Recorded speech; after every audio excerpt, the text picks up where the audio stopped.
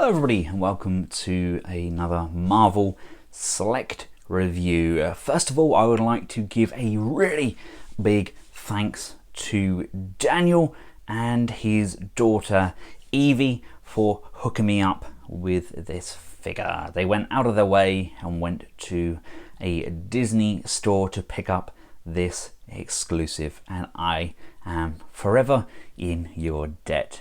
Thank you very much, especially you, Evie. This is, of course, the new Disney Store exclusive Marvel Select Thanos. Quite a nice looking box. Straight off the bat, though, this is a lot smaller and a lot lighter than what I was expecting. Even the plastic clamshell feels like it's been used for something else. It looks like the Hulkbuster clamshell, and they've just kind of thrown Thanos in as a last minute decision. But we get this on the front, we get Thanos on the side there, and we get some nice artwork on the back there with Thanos striking a very maniacal pose. And here we have him out of his plastic prison.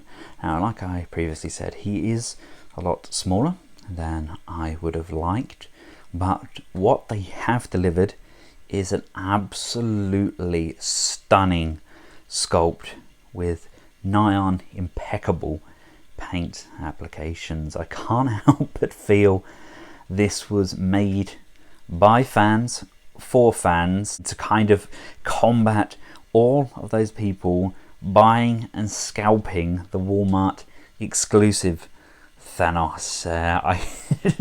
This is scaled to go with your Marvel Legends, not your Marvel Selects. It is leaps and bounds better than the Walmart exclusive. This was £22 in the UK, so I imagine that would probably be about $22 in the US. And for a Disney exclusive, that is remarkably cheap. And he has such an incredible presence as well. I'm still waiting on my Marvel Legends delivery with the Avengers wave for my Build-A-Figure Thanos, but I believe he's about the same sort of size as this guy, so it's nice to have a very good looking comic book inspired Thanos alongside a really nice big movie looking Thanos.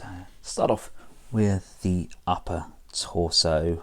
The blue that they've used has a really kind of nice black wash over it. They've got some nice black detailing along the side. They've kept within the lines, which is more than what I can do when colouring in. Now, it's not perfect, it's pretty darn close, though we do have some scuffs on his other hand, but I think that's acceptable. It kind of looks like battle damage, so it's meant to be there, like these scuffs on the back here.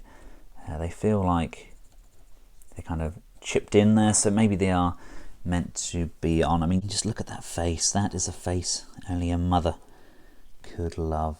See a little bit of a defect there on the front of the crown. Even the teeth, they've done an exceptional job.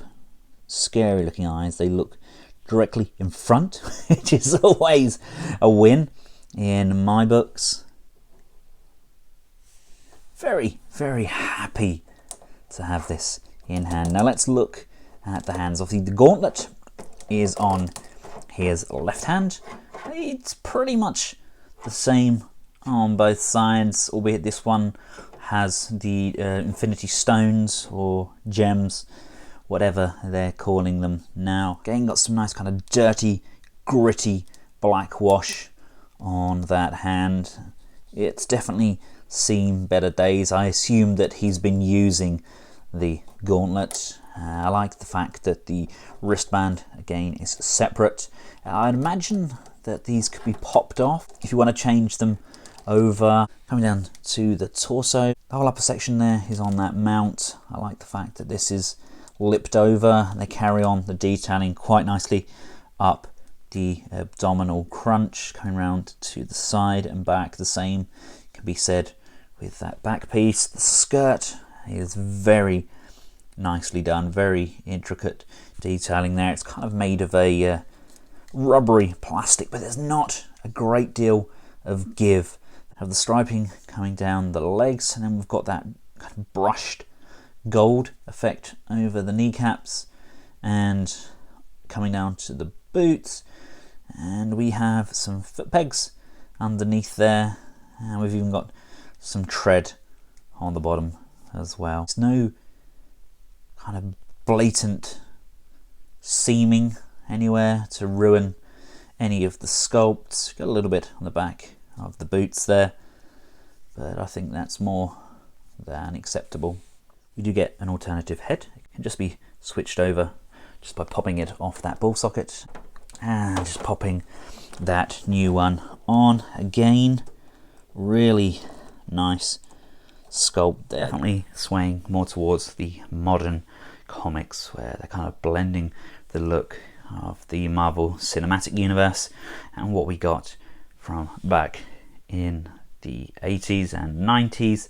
I think personally I preferred the crowned head.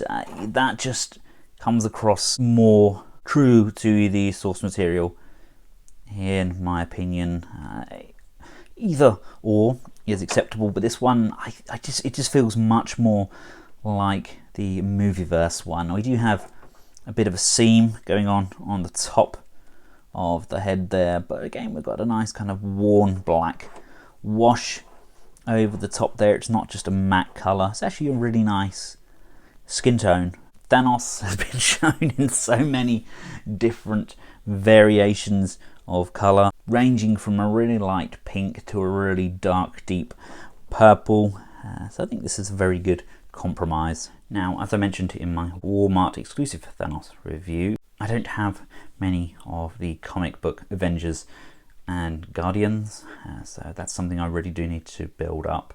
But as you can see, these are based on the same look for the character. I just think Select have done a lot better. I mean, they've even made him nigh on exactly the same height. He comes with a really fantastic sculpted hand, which is absolutely perfect for holding up your Legends figures. It grips really nicely around their heads, and the cut and the sculpt of the arms allows for some really Avenger crushing poses. Now, unfortunately, the problem lies where you bring in your other Marvel Select figures. This is the Select Ragnarok Hulk, who's actually one of the smaller Hulks that Marvel Select have given us.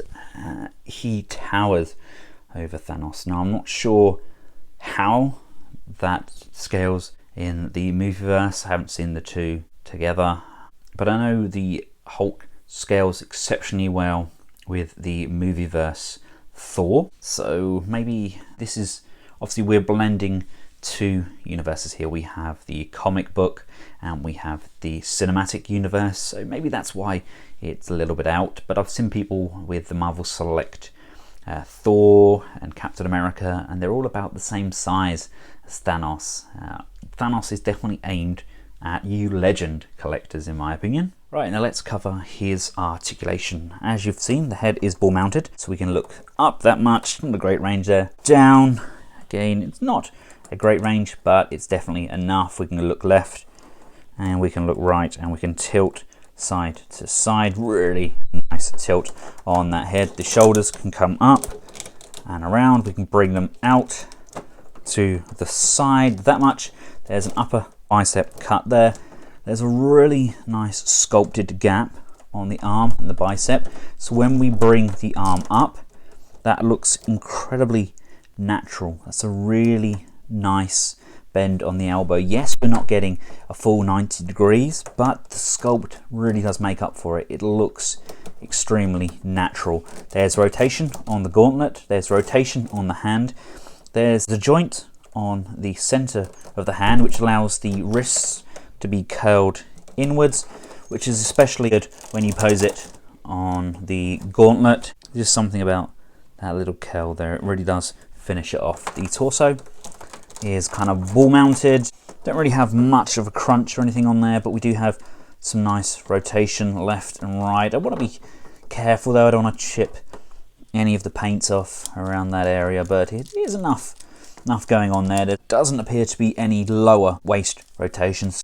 We have that kind of DC UC joint on the underside there, so we can bring the legs forwards, out to the side. Not the most natural looking bend there. We have the upper thigh rotation.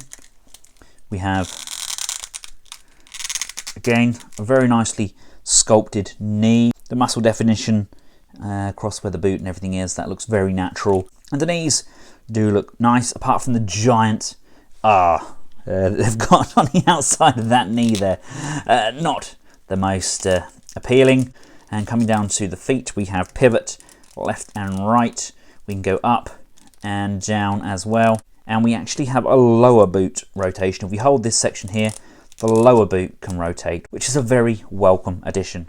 And finally, here we have him in a one-footed running pose. Really nice, stiff joints. No fear of him toppling there at all. He's a very sturdy, exceptionally well-built figure, and incredibly good value for money.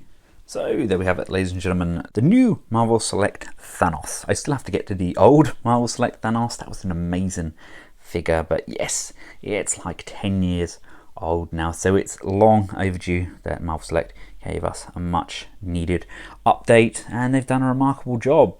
People may not like the size. If you're looking to scale it with your Select figures, then no, I don't think it works.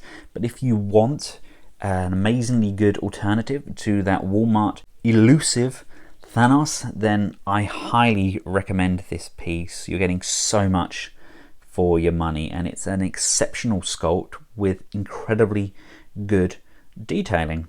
I hope you found this video useful. If you have, feel free to give it a big thumbs up, share, and of course subscribe. I've also included a link at the end of this video which will take you through to the newly established Benscollectables Patreon page, where your support for these channels is more than welcome. Until next time, from myself and Thanos, goodbye.